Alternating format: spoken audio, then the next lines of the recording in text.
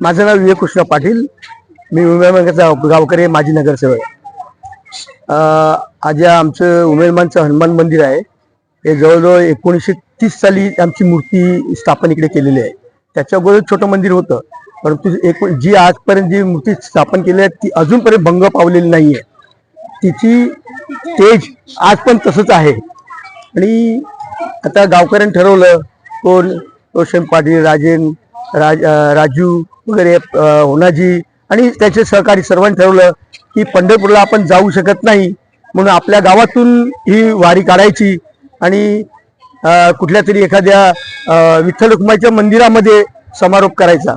तसं त्याप्रमाणे गावकरी जमून, गावातील सगळी बाया मंडळी, पुरुष मंडळी सगळी जमून हा आमचा आजचा सोहळा केला जातोय.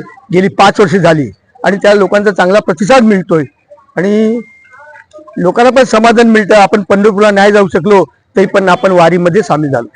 आता ही वारी आमची उमेरमान ते आचोळ्याच्या विठ्ठल मंदिरापर्यंत, आपण विठ्ठल रुक्माई मंदिरापर्यंत जातोय पायी.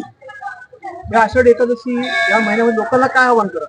लोकांना आवाहन कराय की काय, परमेश्वराने यावेळी चांगला पाऊस पडलेला आहे, असाच पाऊस पडू दे आणि सगळ्यांना सुख समाधान मिळू दे आणि सर्व सुखी राहू दे, असं आपण आवाहन करतो.